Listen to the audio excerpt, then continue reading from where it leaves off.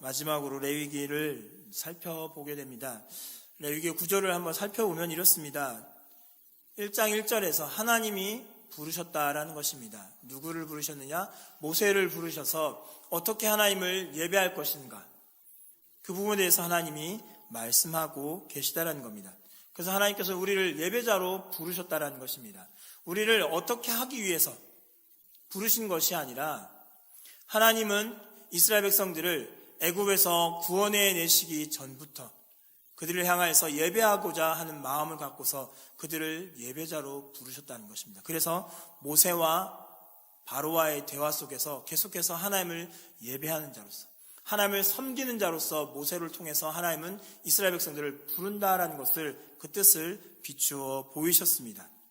그리고 나서 이들이 이스라엘 백성에게 하나님께서 말씀하셨습니다. 모세를 통해서 이제는 너희가 나를 예배하고자 한다면 어떻게 할 것이냐라고 말씀하면서 5가지의 제사에 대해서 말씀하셨습니다.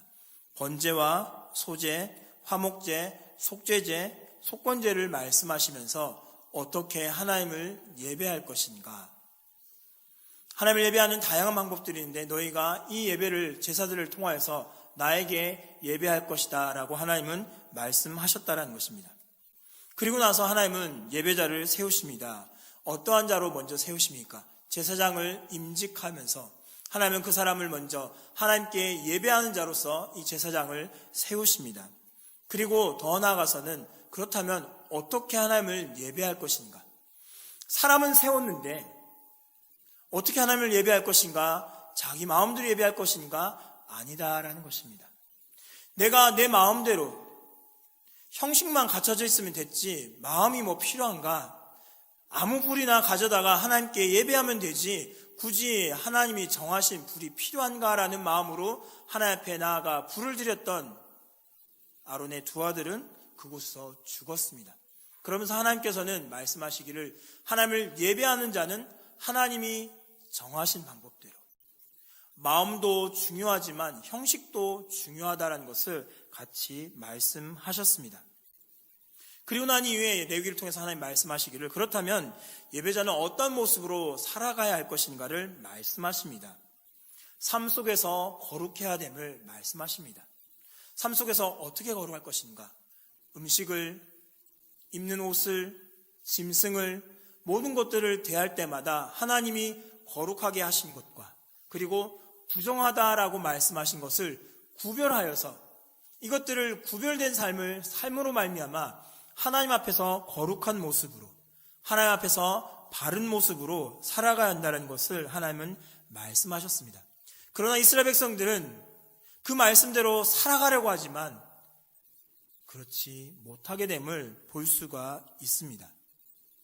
그래서 하나님은 제사를 통해서 번제와 소제와 화목제와 속건제와 속죄제를 말씀하셨지만 이 모든 제사를 통해서도 하나님 앞에서 이스라엘 백성들이 온전해질 수 없기에 하나님은 7월 10일이라는 이스라엘이 첫 해를 시작하고 그리고 열흘째 되는 그날에 대제사장이 하나님 앞에 들어가서 하나님 앞에 제사하고 이스라엘의 속죄를 위하여서 이스라엘이 전체가 범했던 모든 범죄들을 하나님 용서해 주십시오라고 그 제사를 드리는 대속죄를 통하여서 매년마다 이스라엘 백성들이 나름대로 깨끗해졌다라고 해보았지만 깨끗해질 수 없기에 대제사장이 하나님 앞에 나아가서 이들을 용서하여 주옵소서라고 제사드리고 아사셀이라는 염소를 광야로 보내는 대속죄일이 있게 됩니다. 그래서 하나님은 예배자로 하여금 너희는 거룩해야 한다라는 것, 내 생각에 이만큼 거룩했으면 됐다라는 것이 아니라 나는 언제나 불완전합니다. 나는 언제나 연약합니다.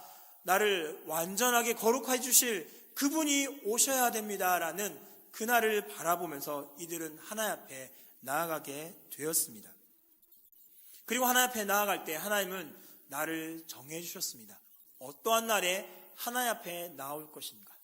언제 하나님 앞에 나와서 예배할 것인가? 라는 것을 질문할 때에 하나님은 7가지의 절기를 말씀하시며 이때 나에게 나와서 예배해라 라고 말씀하셨고 특별히 3가지의 절기를 더 더 말씀하시며 이날에는 모든 남자는 나에게 나와야 한다라고 말씀하셨습니다.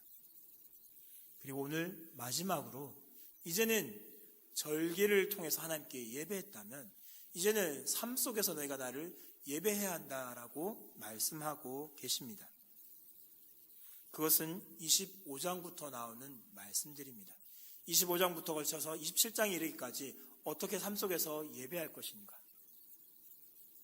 안식년과 신년과 그리고 여러 가지 하나님 앞에 서운한 것들 그리고 11조를 드리는 이 모든 것에 걸쳐서 어떻게 하나님 앞에서 예배할 것인가를 말씀하고 계십니다. 이것들은 계속해서 땅과 관련되어 있습니다. 특별히 토지법을 하나님 말씀하시죠. 오늘 읽지 않았지만 25장에 보면 하나님은 안식년에 대해서 말씀하십니다. 이들이 어떻게 하나님 앞에서 안식년을 지켜야 할 것인가?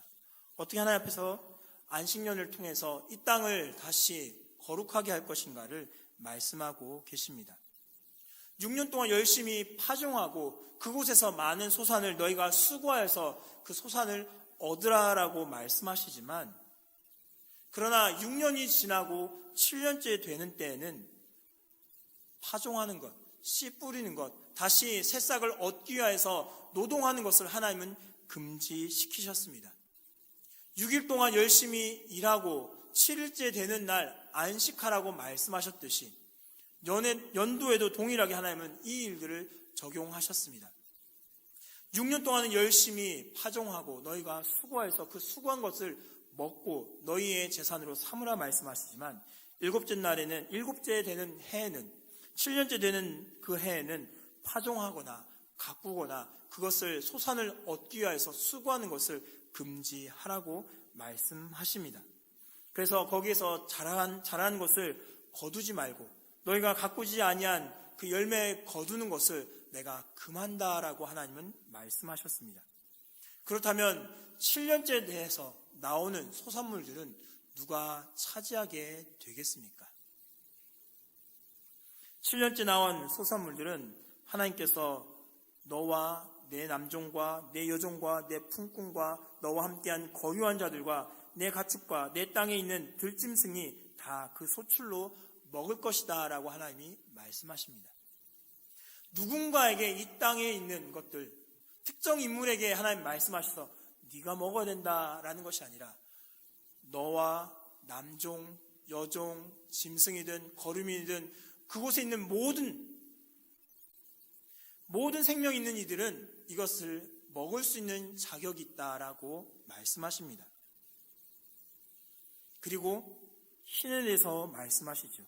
안식년을 7번 지나고 7번 지나서 49년이 지난 50년이 되는 해에는 대속죄일인 7월 10일에 뿔라파를 전국에 불게 하셔서 그 땅에 있는 모든 주민을 자유하게 만들어라 라고 말씀하십니다. 50년이 되는 때에도 마찬가지입니다. 파종하는 것이 금지이며 또한 스스로 난 것을 자기 마음대로 거두어 갈 수 없다라고 말씀하십니다. 가꾸지 아니한 포도를 함부로 거두지 말 것을 명하십니다. 이것은 무엇을 의미하냐면 모든 것이 원래의 상태와 질서로 돌아가게 된 전면적인 회복이 이 땅 가운데 일어난다라는 것을 말씀하고 계십니다. 요즘 시대로 표현한다면 리셋이 되는 것입니다. 처음 있었던 그대로 다시 돌아가는 것. 1년부터 시작해서 49년까지는 어떻게 바뀌어져서 여러 가지 모습과 뒤틀리고 짬뽕이 되고 섞였던 모습이 있었지만 50년이 되면은 다시 그 처음으로 시작했던 때로 돌아가는 것이 희년이라는 것입니다. 그래서 이때에는 모든 이들이 자유하게 됩니다. 노예가 해방이 되고 땅을 잃었던 이가 다시 그 땅을 찾게 되고 다시 원래대로 돌아가서 자기의 생활을 할 수 있는 새로운 생활을 시작할 수 있게 만들어주는 그러한 놀라운 제도입니다. 근데 여기에는 커다란 중요한 것이 있습니다. 이 땅의 주인이 누구냐라는 것입니다. 땅의 주인은 하나님이다라는 것을 말씀하고 계십니다. 땅의 주인은 너희가 아니라 바로 나다라고 하나님이 말씀하고 계십니다. 그래서 7년이 되는 해에 안식년을 지키고 50년이 되는 해에 희년을 지키면서 모든 것이 다 처음으로 돌아가게 되며 다시 자기가 그것을 받아서 거기에 있는 소산물을 열심히 일해서 그 소산을 먹고 즐기며 그곳에서 안주하게 되는 것을 볼 수가 있습니다. 그래서 하나님은 말씀하십니다. 레위기 25장 21절과 21절에 보면 엿새째 해에 내가 너희에게 복을 베풀어 새해 동안 먹을 소출이 그 한 해에 나게 하겠다라고 새번역 성경에서 번역합니다. 여덟째 해 곧 너희가 다 씨를 뿌리는 그 해에 너희는 묵은 곡식을 먹을 것이다. 아홉째 해가 되어서 햇 곡식이 날 때까지 너희는 묵은 곡식을 먹을 것이다 라고 말씀하십니다. 한마디로 무슨 말이냐면 6년째까지는 하나님이 7년과 8년이 될 때까지 먹을 수 있는 양식을 풍족하게 내려주시겠다라고 약속하시는 것입니다. 한 해 동안 열심히 일해야 보통 한 해를 지날 수 있을 텐데 하나님께서는 6년째 되는 해는 내가 풍성하게 2배에 해당하는 열매들 너에게 허락해 주어서 너희로 하여금 7년째와 8년째를 먹고도 지날 수 있는 그러한 양식들을 너희에게 주겠다라고 약속하십니다. 그렇다면 희년 때에는 어떻겠습니까? 48년까지는 괜찮습니다. 49년 쉬어야겠죠. 안식년이기 때문에. 그리고 50년이 되는 때에는 희년이기 때문에 49년과 50년까지 쉬게 됩니다. 그렇다면 51년째까지 먹을 양식이 필요합니다. 하나님은 그때까지도 먹을 수 있는 양식들을 너희에게 주겠다라고 약속하고 계시다라는 겁니다. 이 말씀을 잘 지키면 내가 너희에게 이러한 일들이 일어나게 하겠다라고 약속하고 있는 것이 25장부터 27장까지의 말씀입니다. 토지는 하나님의 것이다라는 것.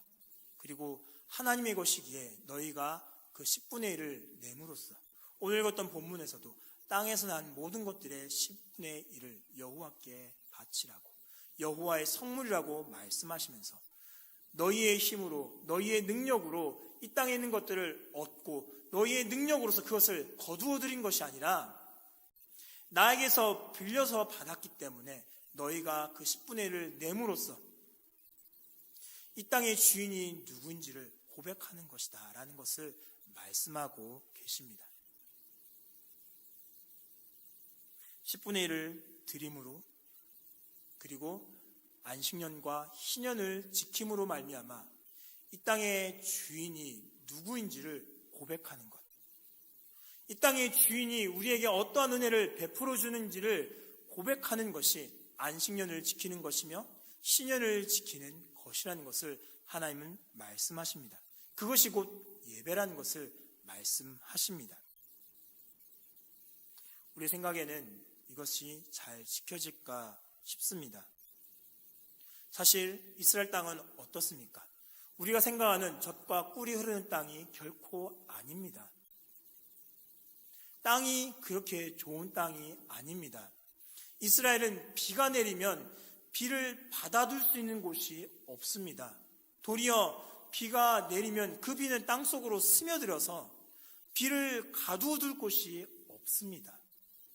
너무나 척박한 땅, 비도 많이 내리지 않는 땅, 너무나도 열악한 땅이 바로 이스라엘 땅입니다.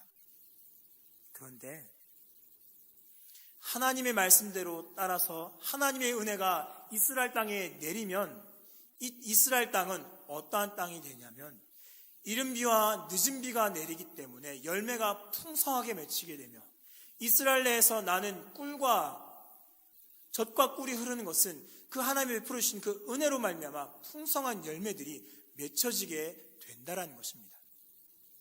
하나님의 말씀을 지키면 하나님 말씀대로 살면은 이스라엘 내에는 이 땅은 정말로 젖과 꿀이 흐르는 땅, 하나님이 복을 주시기 때문에, 하나님이 이른 비를 내리시고 늦은 비를 풍성하게 이들 가운데 내려주시기 때문에 그곳에서 자라나는 모든 열매들이 풍족하게 맺혀지며 많은 달콤한 음식들이 이스라엘 백성들에게 제공되어집니다.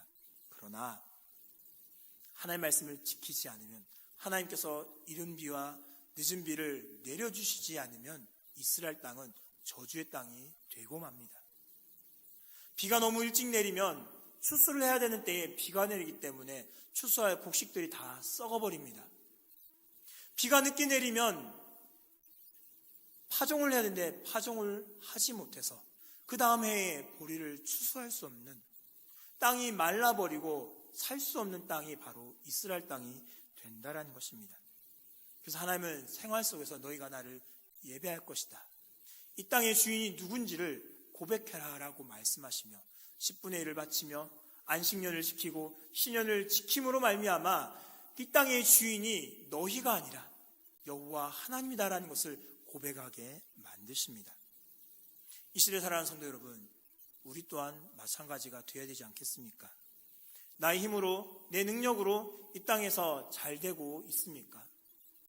내 능력이 출중하기 때문에 내가 이 땅에서 잘 된 것일까요?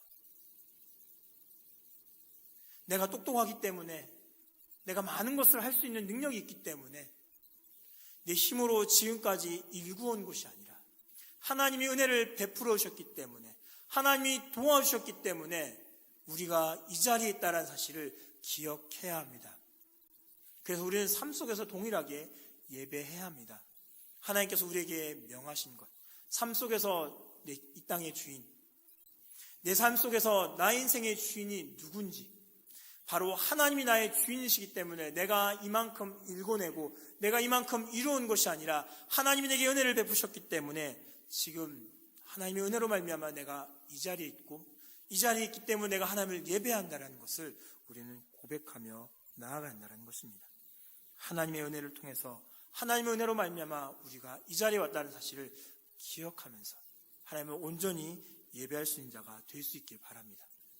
이 땅을 살아가면서 하나님께서 이스라엘 백성을 통하여서 예배하고자 그들을 불러내시고 그들에게 예배하는 방법을 알리시며 언제 예배할 것을, 그리고 예배자는 어떤 모습으로 살아야 할 것을 말씀하셨던 것처럼 우리 또한 주 앞에 나아가는 예배자로서 하나님 앞에 어떻게 나아갈 것인가, 그리고 하나님께 나아가는 이 자리는 주일날만 하나님 앞에 나아가는 예배가 아니라 내 삶 속에서도 하나님 앞에 예배하며 나아간 자리라는 것, 그리고 내 삶의 주인은 내가 아니라 여호와 하나님이 나의 주인이시기 때문에 하나님이 내게 맡겨주신 것으로 말미암아 내가 은혜를 누리고 있고, 내가 하나님을 찬양하며 하나님께, 내 주인이신 하나님께 예배하며 그 예물을 드림이 마땅하다는 것을 고백하면서 살아가며 생활함으로 말미암아 온전히 하나님을 삶 속에서 예배하며 살아갈 수 있는 저와 여러분 모습 될 수 있기를 간절히 바랍니다.